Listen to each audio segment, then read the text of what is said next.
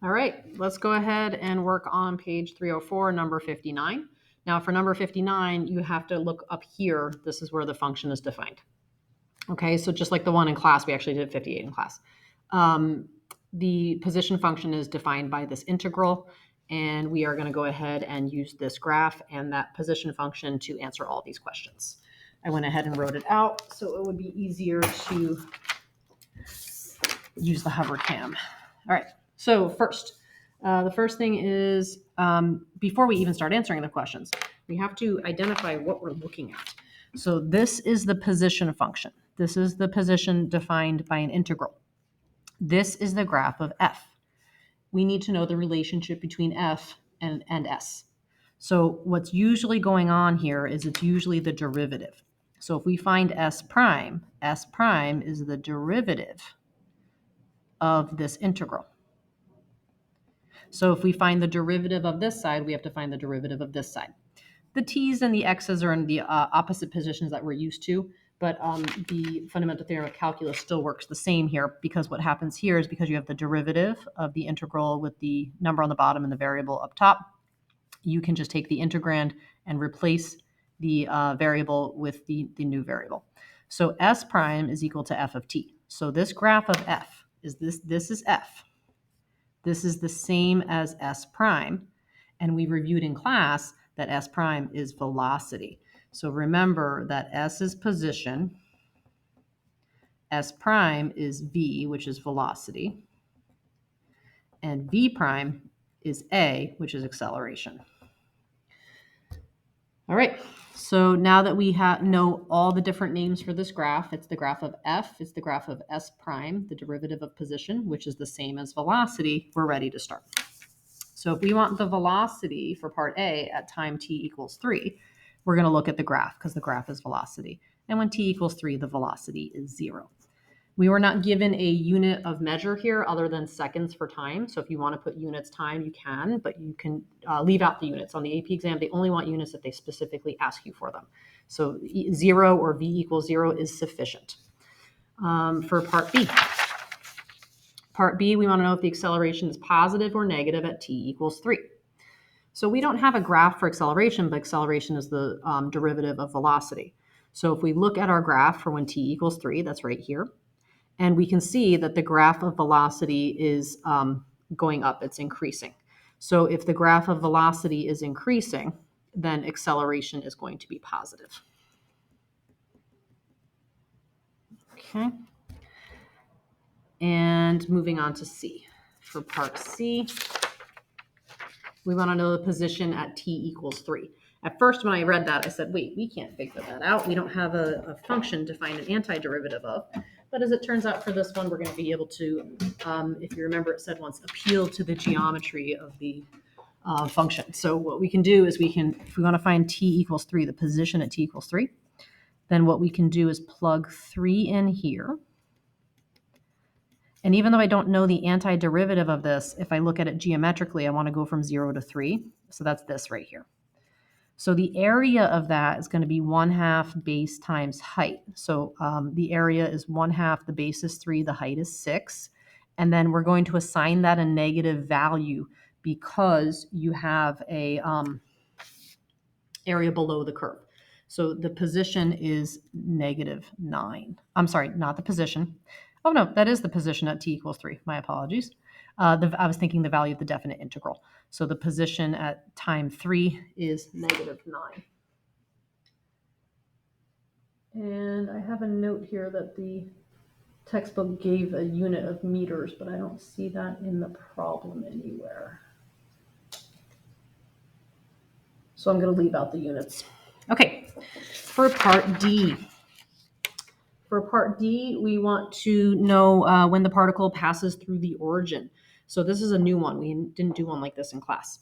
So when it passes through the origin, that's when the position equals 0, right? Because you have a number line.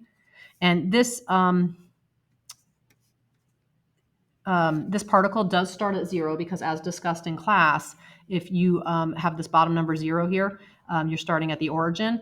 And we can show that because so I'm not answering the question right now, just so you know.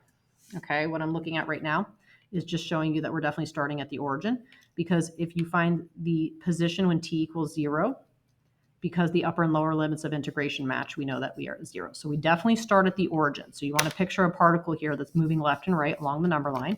And this part is confirming for us that we start at the origin. So if we start at the origin, if we look at the position, what's happening is if we look at position, we want to look at the definite integral. So this whole part has negative, and because the velocity here is negative, we are moving left. And the position also came out negative because that's what we did in the last one. In part C, we found the position was -9. But let me stick. I'm kind of mixing up. I'm mixing in two different methods here. Let's stick to this method first. So what we can do is we can say, okay, so if we're moving left here, so we start at the origin. We know we're starting at the origin, and we are moving left to begin. And here we are moving right. So you want to picture a particle that starts at zero on the number line. First it's moving left and then it's moving right. We're going to know when we're back to 0 when the value of the definite integral, because that's what S is. S is the definite integral. We want to know when that's going to be 0. So when is this integral going to be 0 is the question. Well, since the value of the integral from here to here was -9, what we need to get back to 0 for the value of the definite integral is we need to match that area on top. And that's going to happen at 6, because if you do the area of this triangle here, it's the same as the area of this triangle. So it's when t equals 6. If you want to put 6 seconds or x equals 6, that's fine. But the value of the definite integral is 0 there. That's when you're back at the origin, because that's when the position is 0. At the origin means position is 0.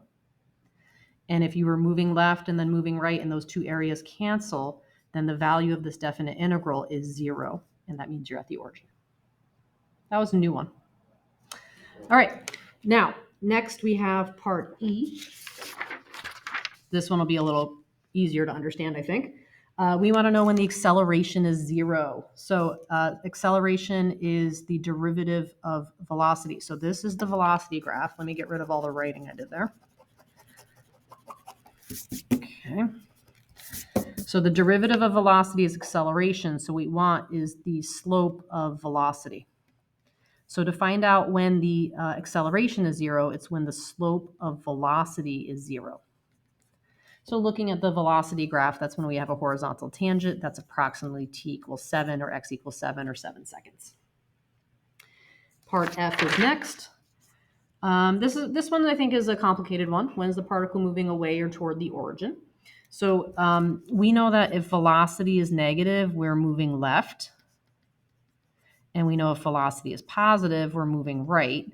But as we discussed in class, we have to be careful because it depends on where you're starting. Because if you're starting, let's say you start here.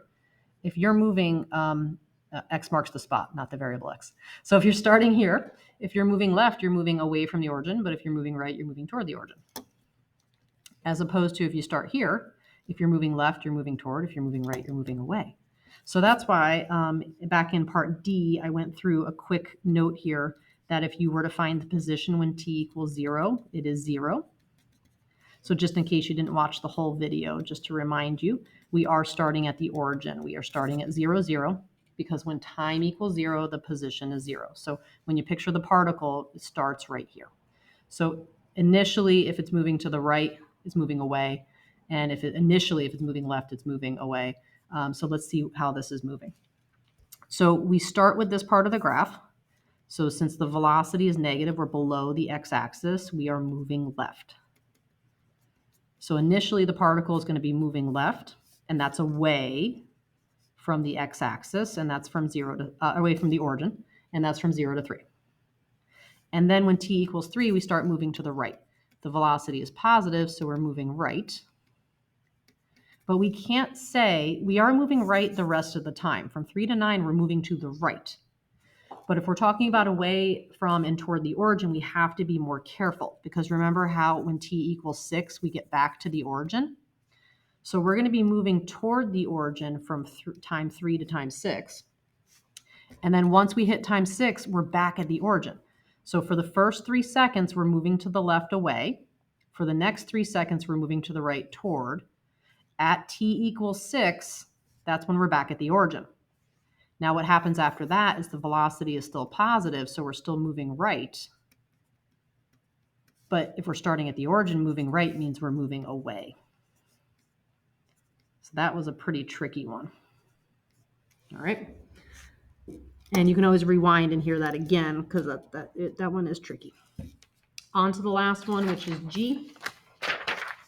And for G, we want to know what side of the origin the particle is at t equals 9. So let me erase all my previous notes. So what side of the origin? That's the position. And if you want the position at time equals 9, then what we want is to plug in 9 for the upper limit of integration. And again, we're not going to really be able to calculate the exact value because even though we can find areas of these triangles, this part's curved and I don't have an equation for it. So I'm not going to be able to find the exact value, but we can figure out if this is positive or negative. Since there's more area above the x-axis than below, this is positive. And if the final position is positive, think about that number line. If your position is negative, you're here somewhere on the left. If your position is positive, you're somewhere on the right. So we are to the right of the origin when at the end of this when t equals 9.